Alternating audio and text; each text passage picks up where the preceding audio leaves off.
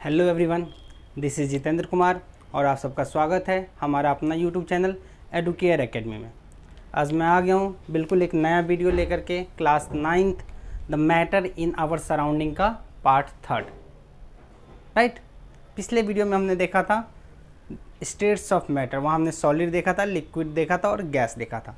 उसके बाद उसके कैरेक्टरिस्टिक देखे थे और वो कैरेक्टरिस्टिक उसके क्यों होते हैं वो हमने जाना था। Right, now today we will discuss the change in states of matter. Right, कैसे states का change होता है। See, today we will discuss change in states of matter. Change in state of matter, जो हमारे 3 स्टेट है solid, liquid और gas, उसके अंदर चेंज इन स्टेट कैसे होता है। तो वो जो चेंज होता है वो बेसिकली 3 फैक्टर पे डिपेंड करते हैं, जिसमें हमारा पहला फैक्टर है due to change in temperature. Due to change in temperature, मतलब बॉडी के टेम्परेचर में हम चेंज कर रहे हैं, उसके कारण से हमारा स्टेट चेंज होगा। राइट, दूसरा होता हमारा due to change in pressure. Temperature change किया पहले कारण, दूसरा कारण अगर प्रेशर को हम चेंज करते हैं उससे भी हमारा चेंज हो सकता है। राइट, और देखो और फर्दर अगर हम देखें तो क्या हो सकता है, by changing both temperature and pressure. ठीक है, टेम्परेचर को भी चेंज कर दिया हमने, प्रेशर को भी चेंज कर दिया, तो इसको भी चेंज करके हम स्टेट्स ऑफ मैटर को चेंज करते हैं। राइट, एक एग्जांपल के थ्रू इसको देखें अगर, तो एग्जांपल में हम लेते हैं जैसे आइस होता है।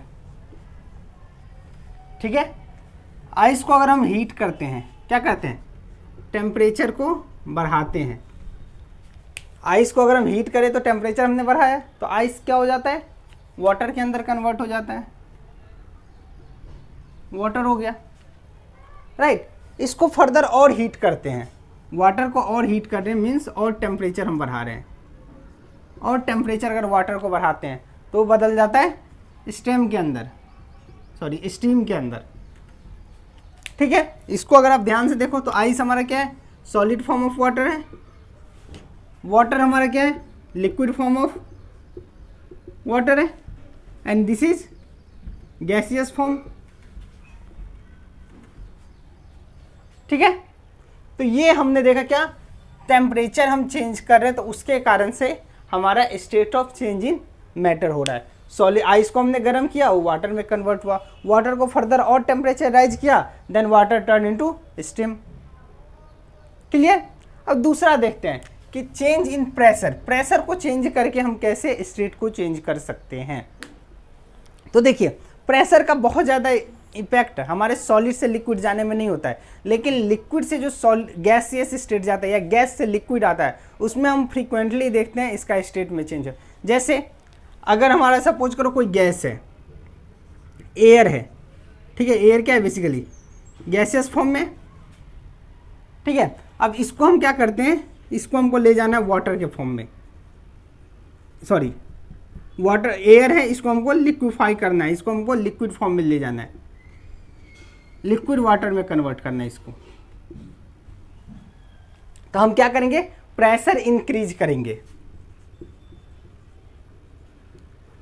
प्रेशर इंक्रीज, तो ये हमारा लिक्विड फॉर्म में आ जाएगा। तो ध्यान रखना, कभी भी गैस को अगर हम प्रेशर इंक्रीज करते हैं तो वो लिक्विड फॉर्म में जाता है।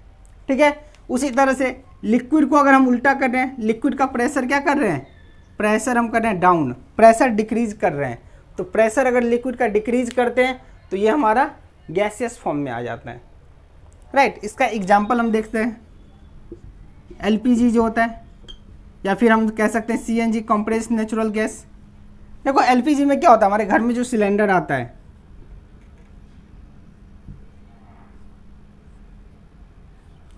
ये जो हमारे घर में सिलेंडर आता है, इसके अंदर क्या होता है, यहाँ नॉब रहता है, और जब गैस बाहर में रहते हैं पेट्रोलियम गैस जब बाहर में रहता है तो उसका प्रेशर क्या होता है, बहुत डाउन होता है। प्रेशर डाउन कहने का मतलब जो पार्टिकल है बिल्कुल दूर दूर है, आराम से है, उसको कोई प्रेशर नहीं है, ठीक है, काफ़ी स्पेस है उसको प्रेजेंस रहने के लिए।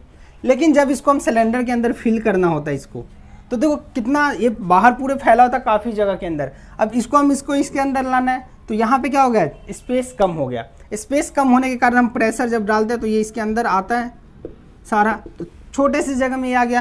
तो यहाँ पे क्या हो गया, बेसिकली प्रेशर इंक्रीज कर दिया हमने, प्रेशर इंक्रीज कर दिया। और जब प्रेशर इंक्रीज करते हैं तो जब इसके अंदर आता है तो ये लिक्विफाई हो जाता है, मतलब लिक्विड के अंदर टर्न हो जाता है। तो सिलेंडर के अंदर जो गैस होता है वो किसके फॉर्म में होता है, लिक्विड के अंदर होता है।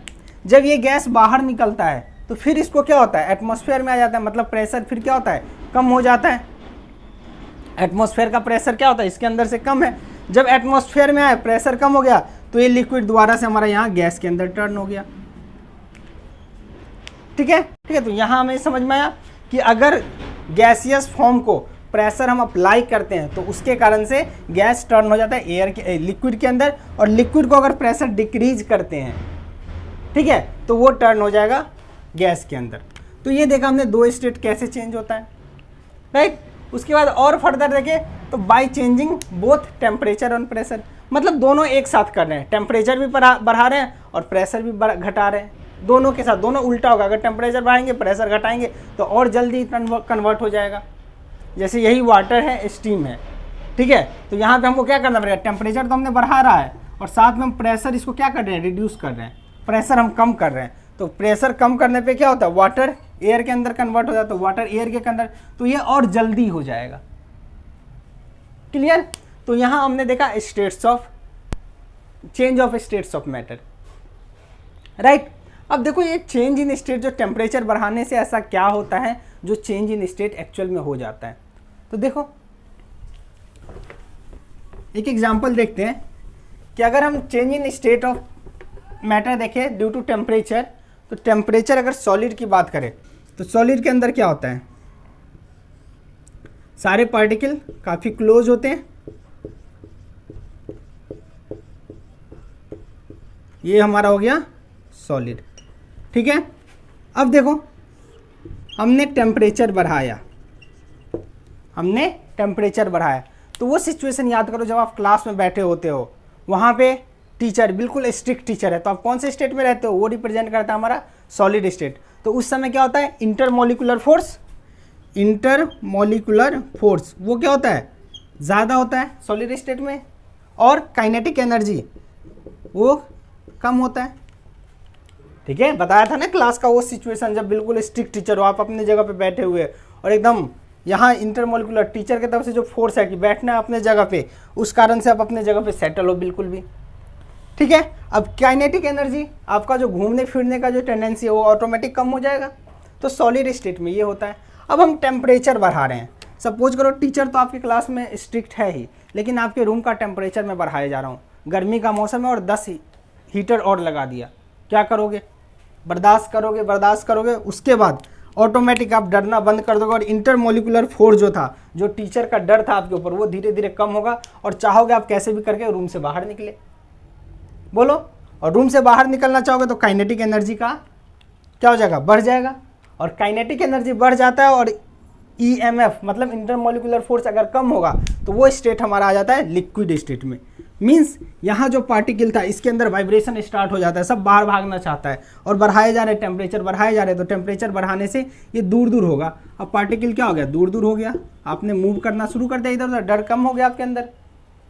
ठीक है, तो अब इसके रिस्पेक्ट में यहाँ इंटरमोलिकुलर फोर्स कम हो जाएगा, काइनेटिक एनर्जी इसके रिस्पेक्ट में लिक्विड स्टेट में क्या हो जाएगा, ज़्यादा हो जाएगा, बोलो। ठीक है, अब और हम गैस टेम्परेचर और बढ़ाए जा रहे हैं और बढ़ाए जा रहे हैं। अब टेम्परेचर और अगर बढ़ाएं तो क्या होगा, टेम्परेचर और अगर बढ़ाएं तो ये जो पार्टिकल है वो और दूर दूर भागना शुरू करेगा, मीन्स काइनेटिक एनर्जी और बढ़ जाएगा, राइट। तो काइनेटिक एनर्जी अगर बढ़ा तो वो कौन से स्टेट में चला जाएगा, गैसियस स्टेट में। तो that convert into gaseous state, और वहाँ जो पार्टिकल होंगे वो बहुत दूर दूर होंगे। ठीक है, ये हो गया हमारा गैसियस स्टेट। और गैसियस स्टेट में हमने देखा भी था इंटरमोलिकुलर फोर्स क्या होता है, इंटरमोलिकुलर फोर्स बिल्कुल कम होता है, मिनिमम होता है, मिनिमम कह सकते हो। और काइनेटिक एनर्जी की बात करूँ तो काइनेटिक एनर्जी क्या होता है, मैक्सिमम होता है। इतना टेम्परेचर हमने बढ़ा दिया रूम के अंदर, इतना हीटर लगा दिया, जो आपने कितना भी स्ट्रिक्ट टीचर क्यों ना हो, उसका डर खत्म हो जाएगा, आप रूम से भागोगे ही, ठीक है, आप छोड़ दोगे उसके। तो यहाँ पे काइनेटिक एनर्जी हमारा सडनली बढ़ गया और इंटरमोलिकुलर फोर्स कम हो गया। तो ये एक कारण होता है कि टेम्परेचर अगर बढ़ाते हैं तो सॉलिड हमारा लिक्विड में कन्वर्ट होता है, लिक्विड हमारा गैस में कन्वर्ट होता है, ठीक है। अब चलो इसका जस्ट उल्टा करके देखते हैं। अब गैसियस स्टेट में हो, बाहर एकदम पूरी तरह से घूम फिर रहे हो, अब वहाँ पे क्या हो गया, इंटरमोलिकुलर फोर्स बढ़ा दिया, टेम्परेचर मतलब डाउन हो गया, ठंडा होने लगेगा। तो टेम्परेचर डाउन होगा तो सारे क्या हो गए, पार्टिकल क्लोज आना शुरू करे हुए। ऐसे समझो ना, कहीं बैठे हो, वहाँ पे टेम्परेचर बहुत ज़्यादा ठंडा होने लगा, तो क्या करोगे, सारे पैर हाथ आप सिकुड़ करके एक जगह बैठना शुरू करते हो, ठीक है। दूसरे बॉडी लोग जो होंगे वहाँ भी आकर के बैठोगे नज़दीक में, एक बेंच पे आप 5-5 बच्चे बैठना शुरू करोगे, क्योंकि टेम्परेचर बहुत डाउन हो गया, हमने 10 AC लगा दिया है, तो टेम्परेचर डाउन होगा तो ये क्या होगा, जितने भी पार्टिकल है सारे क्लोज आना शुरू करेंगे, और क्लोज जब आएंगे तो टेम्परेचर अगर मैं डाउन कर रहा हूँ, टेम्परेचर मैं डाउन कर रहा हूँ, तो ये आ जाएगा लिक्विड स्टेट में, पार्टिकल सब नज़दीक आने लगे, पार्टिकल नज़दीक आना मतलब लिक्विड स्टेट, और मैंने टेम्परेचर डाउन किया, कम करना शुरू किया, तो ये लिक्विड स्टेट और नज़दीक आ जाएगा, क्योंकि पार्टिकल सारे क्लोजली पैक्ड हो गए, बिल्कुल एक दूसरे के नज़दीक हो गए। क्लियर है। अब देखो यहाँ से हम कुछ डिफिनीशन टर्म पढ़ेंगे, ठीक है। वो डिफिनीशन क्या होता है, पहला डिफिनीशन देखो,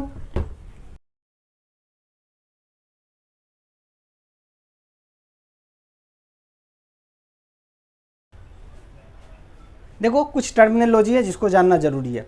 तो देखो अभी हमने देखा कि सॉलिड हमारा कन्वर्ट हो रहा था किसके अंदर, ये हमारा सॉलिड है, ये कन्वर्ट होता है लिक्विड के अंदर, ठीक है, लिक्विड इधर भी जाता है, सॉलिड के अंदर भी जाता है, फिर लिक्विड हमारा कन्वर्ट होता है गैस के अंदर, और गैस हमारा लिक्विड के अंदर भी जाता है, ठीक है। तो अब देखो सॉलिड का जो लिक्विड जाने के अंदर जो प्रोसेस होता है, the conversion of the process in which solid convert into liquid by increasing temperature is called, उसको हम बोलते हैं सॉलिडिफिकेशन, सॉलिडिफिकेशन बोलते हैं, ठीक है, या फिर फ्रीजिंग भी बोलते हैं, सॉरी इसे हम बोलते हैं मेल्टिंग, मेल्टिंग बोलते हैं, या फिर फ्यूजन बोलते हैं, ठीक है। The process in which solid convert into liquid by increasing temperature is called melting और फ्यूजन, ठीक है। इसी के अंदर दूसरा एक टर्मिनोलॉजी होता है मेल्टिंग पॉइंट और freezing fusion point, melting point. तो मेल्टिंग पॉइंट क्या हो जाएगा, the temperature at which solid convert into liquid is called melting point. वो टेम्परेचर जिस पे सॉलिड क्या होता है, लिक्विड के अंदर कन्वर्ट हो जाता है, उसे हम क्या बोलते हैं, मेल्टिंग पॉइंट। देखो जो प्रोसेस है, जिस प्रोसेस के अंदर सॉलिड कन्वर्ट होता है लिक्विड, तो प्रोसेस का नाम हो जाता है मेल्टिंग या फिर फ्यूजन, लेकिन जिस टेम्परेचर पे वो ऐसा करता है उसे हम बोलते हैं मेल्टिंग पॉइंट और मेल्टिंग पॉइंट, ठीक है। और एक आइस की अगर बात करें तो आइस का मेल्टिंग पॉइंट कितना होता है, 0 डिग्री सेल्सियस, याद रखिएगा ये, ठीक है। मतलब 0 डिग्री टेम्परेचर पे अगर आते हो, उससे थोड़ा सा ऊपर अगर आप ले जाओगे तो आइस धीरे धीरे पिघलना शुरू कर देगा। क्लियर है। चलिए अब दूसरा होता है बॉइलिंग। देखो अब लिक्विड को हम गर्म करते हैं, लिक्विड को अगर हम गर्म कर रहे हैं मतलब टेम्परेचर बढ़ाया जा रहा है, तो क्या हो रहा है, बबल्स क्रिएट होना लगता है, बॉइलिंग क्रिएट होता है। तो बॉइलिंग क्या होता है, द प्रोसेस ऑफ फॉर्मेशन या the process of rapid formation of bubbles and it's breakdown is called boiling, ठीक है। बबल्स बना और टूटा, बबल्स बना और टूटा, पूरे ह्यूज लिक्विड के अंदर, मास लिक्विड के अंदर, तो उसे हम क्या बोलते हैं, बॉइलिंग बोलते हैं, ठीक है। अब बॉइलिंग के बाद फिर हमारा ये हो जाएगा बॉइलिंग पॉइंट, बॉइलिंग पॉइंट। तो बॉइलिंग पॉइंट क्या होता है, the temperature at which liquid start boil, ठीक है। वो टेम्परेचर जिस पे लिक्विड हमारा बॉयल करता है उसे हम क्या बोलते हैं, बॉइलिंग पॉइंट। क्लियर है। और बॉइलिंग पॉइंट आइस का, वाटर का बॉइलिंग पॉइंट कितना होता है, 100 डिग्री सेल्सियस होता है, 100 डिग्री पे बॉयल करना शुरू हो जाता है। क्लियर है। अब देखो बॉइलिंग हो गया। अब लिक्विड को और बॉयल किए जा रहे हैं, बॉयल किया जाए तो लिक्विड क्या होगा, गैस के अंदर कन्वर्ट होगा, ठीक है, स्टेम के अंदर कन्वर्ट होगा, स्टीम के अंदर। तो वो जो प्रोसेस था उसको हम क्या बोलते हैं, उसे हम बोलते हैं वेपोराइजेशन। देखिए गलती से यहाँ पर वेपोराइजेशन की जगह इवोपरेशन लिख दिया गया है, राइट। तो वेपोराइजेशन क्या होता है, vaporisation is the process liquid turn into gas with increase in temperature, ठीक है, उस प्रोसेस को वेपोराइजेशन। क्लियर है। अब देखो जस्ट इसका उल्टा चलते हैं, इवोपरेशन हमने देख लिया, अब इधर से हम आ रहे हैं। अब अगर टेम्परेचर कम करते हैं, मतलब उसको ठंडा करते हैं, तो स्टीम क्या होगा, लिक्विड के अंदर कन्वर्ट होगा। गैस को अगर हम ठंडा करते हैं तो क्या होता है, लिक्विड के अंदर जाता है। तो उस प्रोसेस को हम बोलते हैं कंडेंसेशन। कंडेंसेशन, तो कंडेंसेशन क्या हो जाएगा, the process in which gaseous state of matter turn into liquid state of matter by reducing there temperature. Clear. अब देखो यहां तक आ गए, फिर लिक्विड के अंदर, अब लिक्विड को और ठंडा हम कर रहे हैं। लिक्विड को और ठंडा अगर हम करते हैं तो हमारा जो स्टेट बनता है उसको हम बोलते हैं सॉलिडिफिकेशन। सॉलिडिफिकेशन, सॉलिड बनना, ठीक है। इसका दूसरा नाम जो होता है फ्रीजिंग भी होता है, फ्रीजिंग, ठीक है। तो solidification and freezing can be defined as the process in which liquid convert into solid by decreasing their temperature.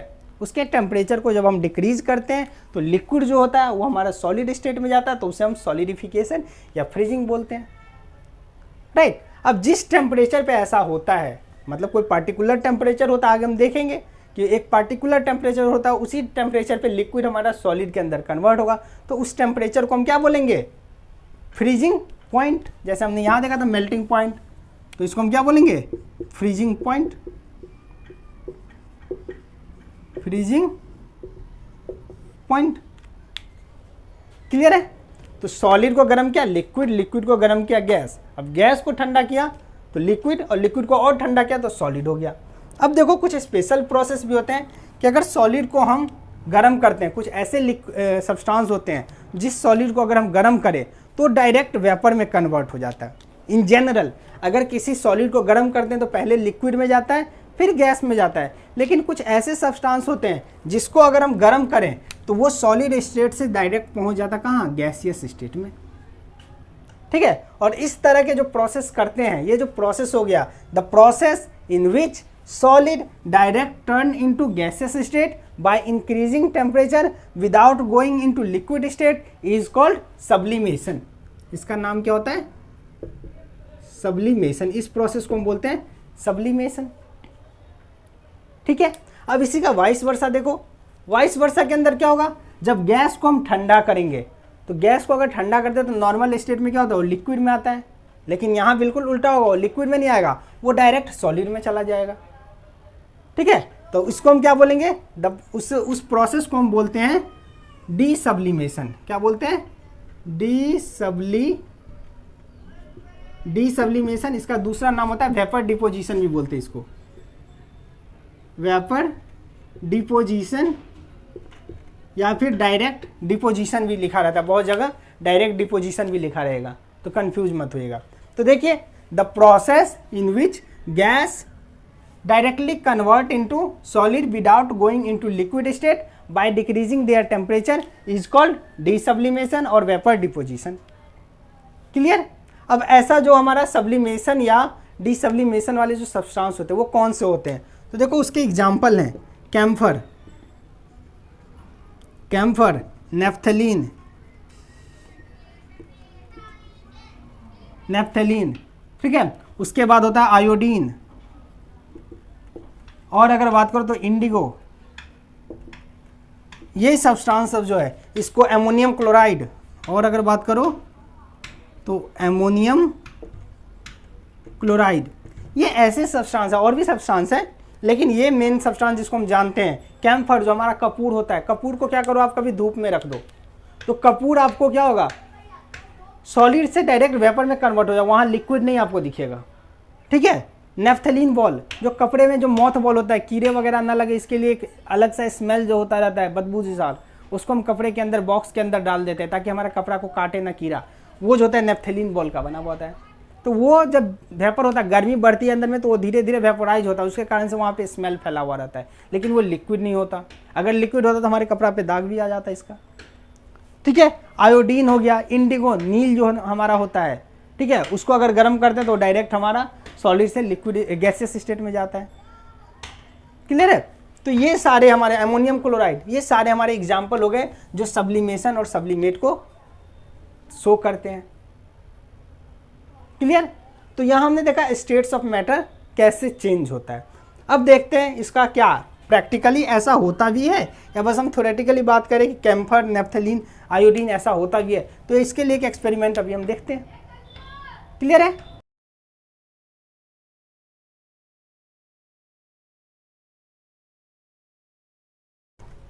तो चलिए देखते हैं process of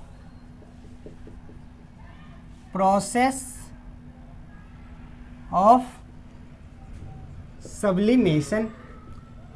process of sublimation, या फिर अगर आप इसी क्लास का आप सेकेंड चैप्टर जब पढ़ोगे तो इसी एक्सपेरिमेंट, सेम एक्सपेरिमेंट रहेगा, वहाँ पे कहेंगे purification of ammonium chloride. Same experiment का दूसरा नाम हो जाएगा प्यूरिफिकेशन ऑफ एमोनियम क्लोराइड। और बहुत इंपॉर्टेंट है, स्कूल एग्जाम में बहुत पूछता है, यहाँ से कम इस चैप्टर से बहुत ज़्यादा इससे पूछा है कि how we can purify ammonium chloride. तो हम अभी जो है सेटअप लगा रहे हैं, वही सेटअप बनाना है और उसको एक्सप्लेन कर देना है। ठीक है, सेटअप में हम क्या करते हैं, सबसे पहले एक हम चाइना डिश लेते हैं। ठीक है, चाइना डिश को हम कवर करते हैं परफोरेटेड एस्बेस्टस शीट से। परफोरेटेड एस्बेस्टस शीट, इसे हम बोलते हैं परफोरेटेड, मतलब छेद छेद सा, बीच बीच में छेद अगर कुछ अंदर रहे तो बाहर निकल पाए। ठीक है, तो परफोरेटेड एस्बेस्टस शीट ये हमारा है चाइना डिश।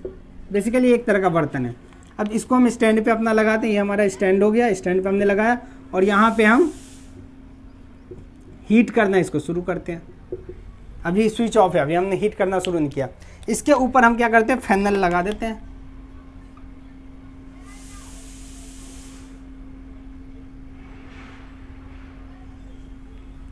ठीक है, इसके ऊपर हमने क्या किया, फनल लगा दिया और फनल लगाने के बाद यहाँ पे हमने कॉटन लगा दिया। कॉटन से इसको ब्लॉक कर दिया ताकि अंदर से कुछ आए तो बाहर निकले नहीं। यहाँ पे हमने कॉटन लगा दिया। ठीक, अब देखो इसके अंदर हम क्या करते हैं, अमोनियम क्लोराइड पुट कर देते हैं। यहाँ पे हम क्या कर दिए, बहुत सारे अमोनियम क्लोराइड हमने डाल दिया।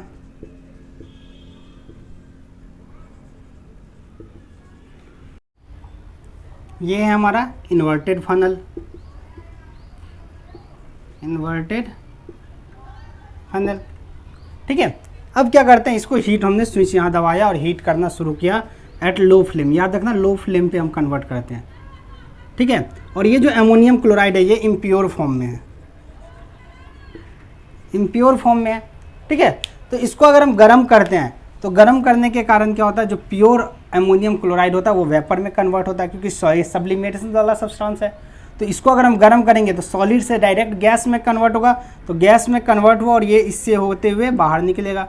तो जो प्योर फॉर्म वाले हैं वो तो बाहर निकल जाएंगे, बाहर निकले और वो सारे कहाँ पे होते हैं, इसके सरफेस पे जाके ऊपर जब टेम्परेचर ठंडा होता है तो दोबारा से ये डीसब्लिमेट कर जाते हैं, मतलब दोबारा से वो सॉलिड स्टेट में आ जाते हैं और इसके सरफेस पर ये आ जाते हैं इस तरीके से। ठीक है, ऐसे लग चिपक जाते हैं यहाँ पे, और यहाँ बच क्या जाते हैं, जो इम्प्योर फॉर्म ऑफ जो इम्प्योरिटीज रहता है वो यहाँ पे बच जाते हैं।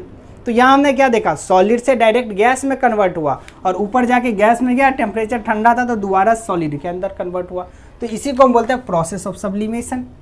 और यही प्रोसेस को यूज करते हैं अमोनियम क्लोराइड को प्योर करने में, क्योंकि इम्प्योरिटीज यहाँ रुक गया, इम्प्योरिटीज यहाँ पे रिटेन कर गया और ये जो प्योर फॉर्म ऑफ सॉलिड है वो ऊपर चला गया।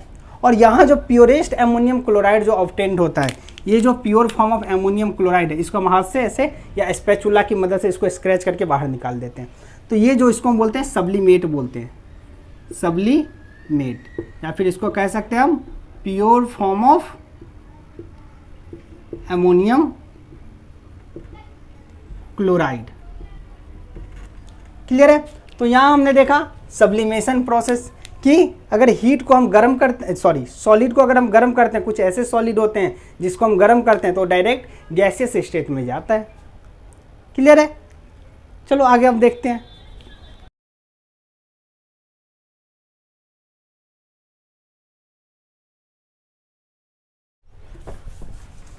तो चलिए अभी हम देखते हैं effect of temperature on normal solid या अदर स्टेट ऑफ मैटर। जो सब्लिमेशन नहीं करता उसके ऊपर क्या इफेक्ट होता है उसको हम एक्सपेरिमेंटली अब देखते हैं। ठीक है, तो हम देखेंगे अभी इफेक्ट ऑफ टेम्परेचर, टेम्परेचर का इफेक्ट देख रहे हैं। ठीक है, effect of temperature on matter, matter पे क्या इफेक्ट करता है उसको हम एक्सपेरिमेंटली देखते हैं। तो एक्सपेरिमेंटली करने के लिए सबसे पहले हमको चाहिए क्या, एक बीकर चाहिए। लो हमने ले लिया, ये हमारा हो गया बीकर। क्लियर है? अब इसको हमने स्टैंड पे लगा दिया, स्टैंड पे इसको हमने रख दिया। ठीक है, नीचे में एज यूजुअल हम क्या करते हैं, हीट करना है इसको। तो हमने बर्नर ले लिया और बर्नर से यहाँ फ्लेम आएगा। ध्यान रखेंगे कि फ्लेम जो देंगे हम हमेशा लो फ्लेम पे करेंगे। कोई भी एक्सपेरिमेंट करते हैं तो मैक्सिमम एक्सपेरिमेंट हमारा लो फ्लेम पे होता है। ठीक है, तो हम लो फ्लेम यहाँ पे प्रोवाइड करेंगे। अब और क्या चाहिए, इसके अंदर हमको चाहिए क्रश्ड आइस। आइस तो चाहिए, बर्फ़ चाहिए सॉलिड स्टेट में, लेकिन वो क्रश्ड होना चाहिए। ठीक है, ये हमने ले लिया crushed ice, crushed ice. Clear? अब इसके अंदर हमको एक थर्मामीटर चाहिए ताकि हम टेम्परेचर मेजर कर पाएँ। तो एक हमने ये लो थर्मामीटर हमने लगा दिया। ठीक है, ये हमारा थर्मामीटर है। ये हमने स्टैंड की मदद से इसको यहाँ पे खड़ा कर दिया। ठीक है, ये हमारा थर्मामीटर यहाँ पे खड़ा हो गया। अब क्या करते हैं, इसका ग्राफ हम प्लॉट करते हैं टेम्परेचर और टाइम के साथ। जैसे जैसे टाइम बढ़ता है, यहाँ हम हीट देना चाहते हैं तो टेम्परेचर में क्या चेंज होता है, थर्मामीटर का क्या रीडिंग आता है, उसको हम ग्राफ पे प्लॉट करते हैं। तो ग्राफ पे अगर हम प्लॉट करें इसका, तो इसको हम देखते हैं। तो हमने यहाँ एक यूनिट मान लिया 0 टेम्परेचर, फिर मान लिया 25, फिर हो गया 50, 75, 100। ये क्या है, इसका रीडिंग है। थर्मामीटर पे जो टेम्परेचर का रीडिंग होगा वो हमने वाई एक्सिस पे रिप्रेजेंट किया और एक्स एक्सिस पे हम टाइम रिप्रेजेंट करते हैं। ठीक है, अब चलो इसको हमने स्विच ऑन किया और धीरे धीरे फ्लेम बढ़ाते हैं, हीट करना शुरू किया। हीट करते हैं, टेम्परेचर शुरुआत में कहाँ होगा, 0 डिग्री पे होगा। शुरुआत का टेम्परेचर हमारा होगा 0 डिग्री, क्योंकि आइस स्टेट है, 0 डिग्री है। अब देखो कंटिन्यूअस हम हीट बढ़ाए जा रहे हैं, हीट हम बढ़ाए जा रहे हैं, मतलब टाइम हमारा बढ़ते जा रहा है, हीट हम दे रहे हैं ना, मतलब हीट तो कांस्टेंट है लेकिन टाइम बढ़ते जा रहा है। लेकिन ये टेम्परेचर के अंदर कोई चेंज नहीं आ रहा है। तो टाइम बढ़ते जा रहा है, टाइम बढ़ते जा रहा है, टाइम बढ़ते जा रहा है, तो ये ऐसे ग्राफ आएगा, क्योंकि कोई चेंज ही नहीं हो रहा है टेम्परेचर पे। हम हीट किए जा रहे हैं, शुरू में कुछ देर तक ये 0 डिग्री पे ही रहेगा। इसका जो मरकरी होता है इसके अंदर वो 0 डिग्री पे ही रहेगा। पता ही होगा इसमें मरकरी होता है, तो मरकरी का लेवल कितना होगा, 0 डिग्री रहेगा शुरुआत में। हम और हीट दिए जा रहे हैं, हीट दिए जा रहे हैं, कुछ सर्टेन टाइम तक ये फिक्स रहता है। ठीक है, उसके बाद हम देखते हैं ये सारा लिक्विड जब थोड़ा थोड़ा पिघलना शुरू किया और सारा जो क्रश्ड आइस था वो कन्वर्ट हो गया हमारा लिक्विड स्टेट में। क्या हो गया, ये आइस हो गया लिक्विड स्टेट में कन्वर्ट हुआ। अब ये आइस नहीं रहा, ये अब वाटर रहा। किस स्टेट में आ गया, वाटर वाले स्टेट में। अब वाटर वाले स्टेट में हीट दे रहे तो देख रहे ग्राफ अब यहाँ ये बढ़ना शुरू किया। ये जो टेम्परेचर है ये ऊपर की तरफ जाना शुरू किया। जैसे जैसे टाइम बढ़ रहा है ये ऊपर की तरफ जा रहा है, ऊपर की तरफ जा रहा है, ऊपर की तरफ जा रहा है। तो ये ग्राफ हमारा कैसे होता रहेगा, इस तरीके से ऊपर तक जाता है, ऊपर तक जाता है। और ये कहाँ तक जाता है हमारा, 100 डिग्री तक। जहाँ पे 100 है उस लाइन तक ये जाता है। बिल्कुल हम ग्राफ बना रहे हैं। ठीक है, अब देखते हैं सारा जो हमारा वाटर है ये हमारा वेपर के अंदर कन्वर्ट होना शुरू कर दिया। ठीक है, अब वेपर के अंदर अगर कन्वर्ट होना शुरू करेगा तो ये जो हमारा लिक्विड स्टेट है वो वेपर में कन्वर्ट हो जाएगा। और वेपर में जब कन्वर्ट होता है तो फिर टेम्परेचर को अगर देखते हैं तो फिर हमारा टेम्परेचर क्या होता है, कांस्टेंट हो जाता है। तो ये जो हमारा यहाँ पे था ये आगे हमारा 100 डिग्री के पास आ जाता है और 100 डिग्री के पास आके ये रुक जाता है। फिर हमारा ये आगे की तरफ बढ़ना शुरू कर जाता है। ठीक है, तो यहाँ हमने देखा था यहाँ का जो स्टेट था ये कौन सा स्टेट है, यहाँ तक ये था आइस, ये पूरा स्टेट आइस था। अब यहाँ पे हमने देखा वाटर में ये स्टेट जो है, अगर मैं नाम दे दूँ A B C D, तो B पॉइंट कौन सा है? The point when all crushed ice turn into liquid, ice turn into liquid, liquid के अंदर टर्न हो जाता है। ठीक है, अब यहाँ तक तो ये वाटर स्टेट में रहता है, ये जो स्टेट है ये क्या रहता है? वाटर स्टेट में रहता है। अब यहाँ जाके ये जो लिक्विड होता है वेपर स्टेट में आ जाता है। यहाँ पे water turn into vapour, vapour convert में टर्न हो जाता है। समझ में आए? शुरू में कांस्टेंट, फिर बढ़ा, फिर कांस्टेंट। तो यहाँ अगर ग्राफ को ऑब्जर्व करें हम ध्यान से, तो ये कांस्टेंट क्यों आया? जैसे हम यहाँ पे हीट दे रहे हैं, अगर थर्मामीटर है उसको अगर आप गर्म करोगे तो नॉर्मल क्या होना चाहिए? जैसे जैसे गर्मी इसमें बढ़ेगा टेम्परेचर बढ़ेगा, ऐसे ग्राफ बनना चाहिए था हमेशा। ग्राफ तो एकदम बिल्कुल सीधा, यहाँ ग्राफ कैसा होना चाहिए? 0 डिग्री यहाँ है, अगर सपोज करो 0 डिग्री अगर हमारा यहाँ है तो यहाँ से डायरेक्ट ऐसे बढ़ना चाहिए, क्योंकि हम टेम्परेचर दे रहे हैं ग्राफ उसका टेम्परेचर बढ़ना चाहिए। लेकिन हमने क्या देखा? यहाँ पे और यहाँ पे बिल्कुल कांस्टेंट देखा।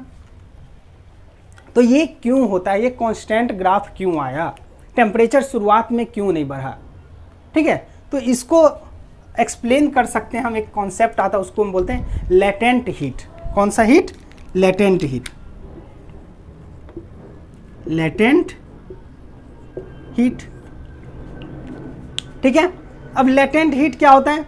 देखो यहाँ पे हमने देखा सॉलिड स्टेट में हमारा ये आइस है। ठीक है, अब आइस को हम गर्म करते हैं तो यहाँ पे क्या होता है? इंटरमोलिकुलर फोर्स होता है।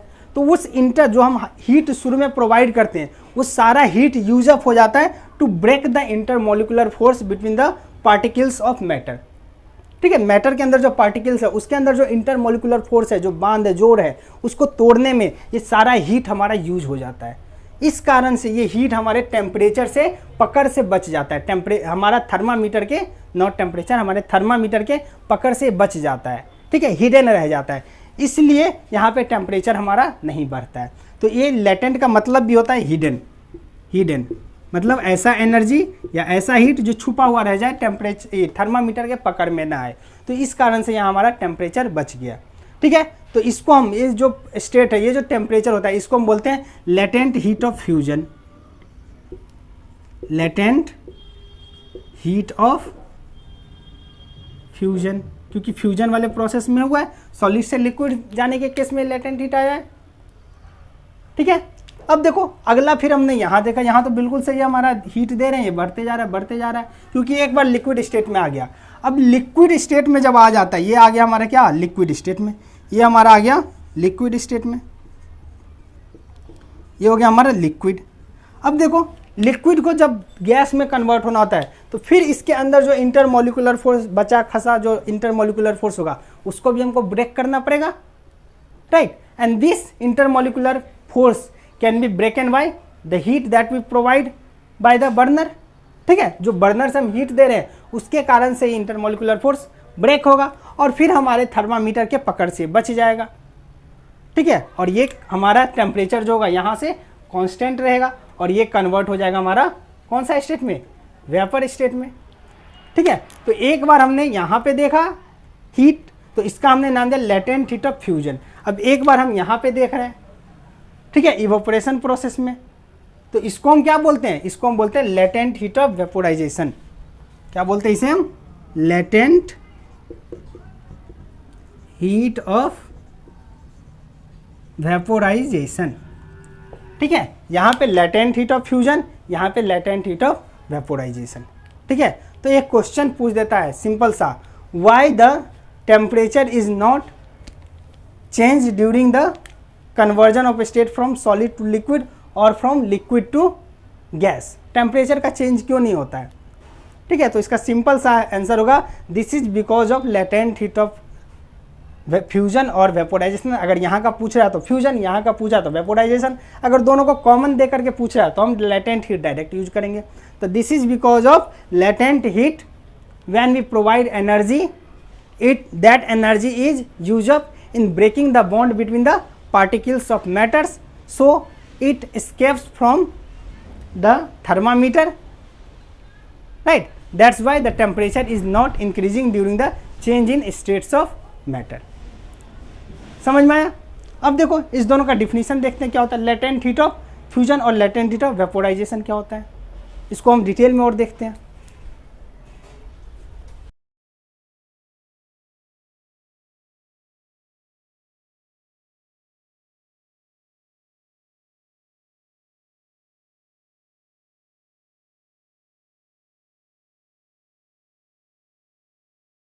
ठीक है, इसकी हमको जरूरत पड़ेगी। तो देखो अभी हमने देखा, पहले हम देखते हैं latent heat of fusion, latent heat of fusion. ठीक है, तो लेटेंट हीट ऑफ फ्यूजन क्या होगा, द अमाउंट ऑफ हीट, ध्यान से सुनना, the amount of heat which is required to convert solid into liquid without changing its temperature for 1 kg of mass, 1 kg mass के लिए। The amount of heat required to convert 1 kg ice और 1 kg mass into liquid state at constant temperature. Temperature हमारा constant रखना है, 0 degree था तो 0 degree रखेंगे, तो इसको हम बोलते हैं लेटेंट हीट ऑफ फ्यूजन। ठीक है, ऐसे आप देख सकते हो, जब हमारा आइस था, ये हमारा क्या है, आइस, ये हमारा आइस है। ठीक है, अब इसको हमारा टेम्परेचर अगर देखें तो कितना है, 0 डिग्री सेल्सियस। हमने इसको, मास हमारा सेम है, कांस्टेंट है, इसको हम कन्वर्ट करते हैं, हमारा ये कन्वर्ट हो गया, अब किस में, लिक्विड के अंदर कन्वर्ट हो गया, मतलब वाटर के अंदर कन्वर्ट हो गया। ठीक है, तो वाटर के अंदर कन्वर्ट होने के लिए इसका टेम्परेचर भी यहाँ भी क्या रहेगा, 0 डिग्री सेल्सियस ही रहेगा। हमने देखा थर्मामीटर पे भी यहाँ टेम्परेचर हमारा यहाँ रहे, आइस का स्टेट है या यहाँ लिक्विड का स्टेट आ गया, यहाँ भी टेम्परेचर हमारा सेम है, जस्ट इस पॉइंट से पहले और इस पॉइंट के बाद सेम टेम्परेचर होगा। तो यहाँ पे देना कितना एनर्जी पड़ता है, लेकिन एनर्जी तो हम दे रहे थे, तो ये स्टेट से इस स्टेट को चेंज होने में जो एनर्जी लगता है वो होता है हमारा 3.35 इंटू 10⁵ जूल। इतना एनर्जी का एब्जॉर्ब करता है आइस। आइस को अगर हम इतना एनर्जी देते हैं तब ये वाटर में कन्वर्ट होता है। तो ये एनर्जी याद रखिएगा, ये एनर्जी होता है latent heat of fusion for ice. Ice के लिए, हर लिक्विड के लिए एनर्जी अलग अलग होगा, लेकिन आपको वाटर केस के लिए स्टैंडर्ड होता है, उसको आपको याद रखना है। क्लियर? 3.35 इंटू 10⁵ जूल पर केजी, 1 kg के लिए इतना। अगर 10 kg होगा तो मल्टीप्लाइड बाई 10। क्लियर है? अब एक क्वेश्चन यहाँ पे आता है, देखो अगर 0 डिग्री टेम्परेचर पे मैं आइस लूँ और 0 डिग्री टेम्परेचर पे मैं वाटर लूँ, तो दोनों में से कौन सा ज़्यादा ठंडा इफेक्ट करेगा? Which is more cooling effect, ice के पास या फिर वाटर के पास, कौन सा ज़्यादा ठंडा होगा? ऑप्शन आपके पास एक है कि बोथ हैव सेम इफेक्ट, मतलब दोनों का सेम इफेक्ट होगा। एक ऑप्शन है ice is greater than water. ठीक है, अगला ऑप्शन हो जाएगा, चलो लिख ही देता हूँ, a both have same effect. दूसरा हो जाएगा ice at 0 degree is more cooling effect than water at 0 degree Celsius.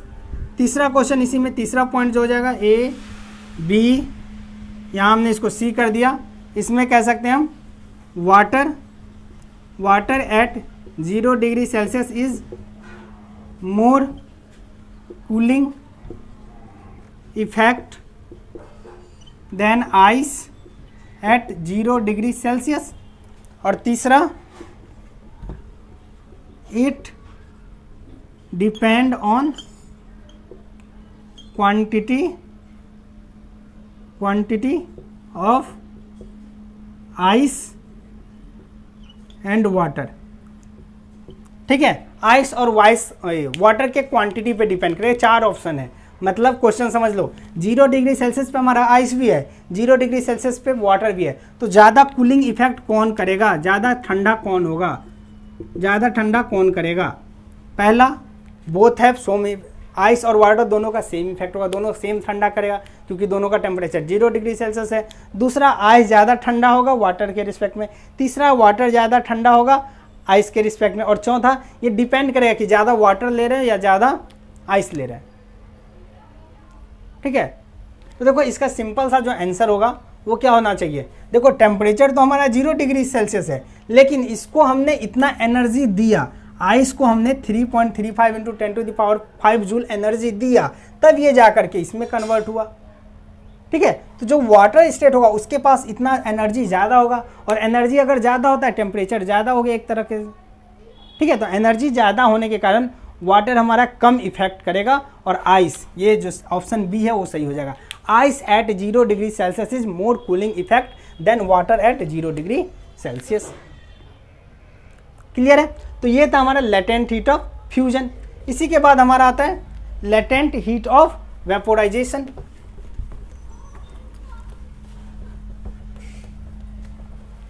अगला हमारा है latent heat of vaporisation.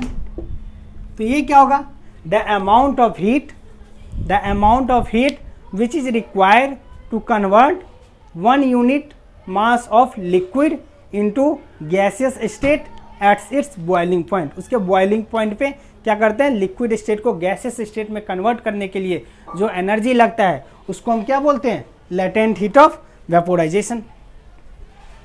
Clear है। अब देखो लेटेंट हीट ऑफ वेपोराइजेशन अगर हम देखें तो ये हमारा होता है इसी तरीके से। अगर हम देखें, ये हमारा हो गया, ये हो गया हमारा water state, water 100 degree Celsius पे। ये हो गया हमारा स्टीम गैसियस स्टेट में, इसका टेम्परेचर कितना है 100 डिग्री सेल्सियस।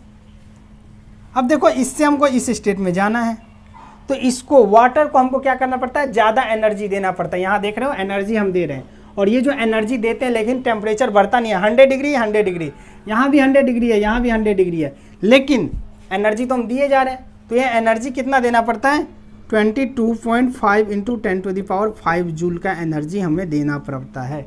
वाटर को इतना एनर्जी देंगे तो स्टीम के अंदर ज़्यादा होगा। इसका मतलब क्या होगा, स्टीम जो होगा ज़्यादा गर्म इफेक्ट देगा। सीवर बर्न कौन सा देगा, अगर पूछे वेदर स्टीम और water get you the sewer burn, ज़्यादा जलेगा किससे, स्टीम से या वाटर से, बॉइल्ड वाटर से, बताओ। 100 डिग्री सेल्सियस पे ही दोनों है, तो सिंपल सी बात है स्टीम से बढ़ेगा, क्योंकि यहाँ पे एनर्जी हमारा क्या हो गया, ज़्यादा हो गया। एनर्जी ज़्यादा मतलब गर्मी उसके अंदर ज़्यादा, तो ज़्यादा सीवर बर्न देगा। इसी कारण से देखते हो अगर गर्म पानी में आपका हाथ चले जाए तो बहुत ज़्यादा इफेक्ट नहीं होता है, लेकिन वही अगर रोटी, थोड़ा सा गर्म रोटी होता है जब आप रोटी बनाते हो और वहाँ से भाप अगर उंगली में लग जाए तो पूरा उंगली सीज जाता है, स्वेल कर जाता है, ज़्यादा बर्निंग इफेक्ट देता है। क्योंकि जो हमारा स्टीम था, जो भाप था, उसके अंदर क्या है, एनर्जी हमारा ज़्यादा है। कितना एनर्जी ज़्यादा है, 22.5 × 10⁵ जूल पर kg के हिसाब से एनर्जी उसके अंदर भरा हुआ है। ठीक है, तो ये हमें याद रखना है। तो यहाँ हमने देखा डिफरेंट स्टेट ऑफ मैटर कैसे चेंज होता है एक स्टेट से दूसरे स्टेट में। ठीक है, हमारा 2 टॉपिक यहाँ पे बच गया।